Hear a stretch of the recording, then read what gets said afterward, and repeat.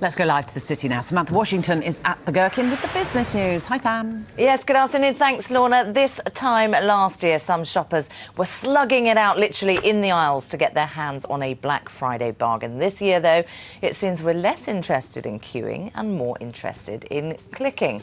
Well, this was the scene at Debenhams store on London's Oxford Street this morning. It's hardly kicking off there, is it? One retail analyst described it as a bit of a washout for the shops. But while store business has been relatively subdued, we're still expected to spend more than £1 billion on the internet today. That's 32% more than last year. Well, Visa Europe alone reckons shoppers will spend £721 million online on its cards today. They've got about 80% of the market. A couple of examples of spending so far. Very.co.uk is on course for its biggest day ever, it says, with well over 500,000 users.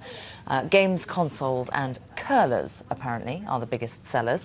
Currys PC World says that orders there are already up 2,900% on the same time last week.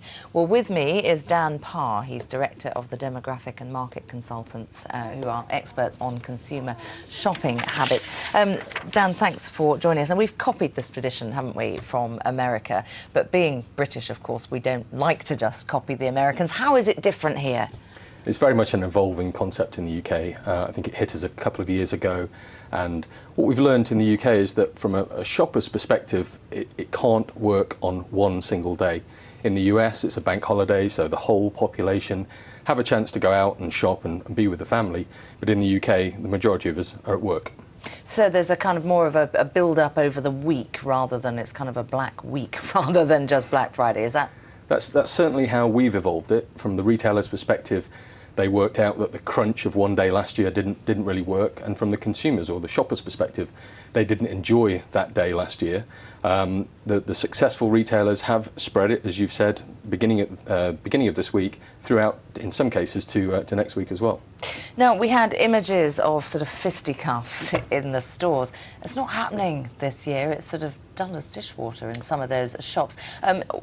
Talk to me about this transition from everybody really mobbing the stores to now just sort of more serenely clicking and doing their purchases like that today. At the end of the day, it's Christmas, so we all need to shop. It's moved away from that focus. Look, it's frightening, isn't it? It's hardly a very good customer experience at the end of the day as well. We all need to shop because of Christmas, and from a retailer's perspective, they want to delight the customer as much as possible, and that's certainly not delighting them. No, well, that was last year, I should point out. But from a shopper's perspective, they want to know that they can get a deal, but they also know that they need to shop. This year, our monitoring of shoppers... So they're hardly being knocked down not at all. In the rush, are they, no, really? A much more pleasant experience. I think shoppers are a lot more confident this year, and we've been tracking that. It's a 4-year high, and that's translated to being able to shop throughout this 2-week period, not just on this day, but online as well. We've got better disposable income, haven't we? I mean, just to talk to me about the demography of the people who are doing this shopping.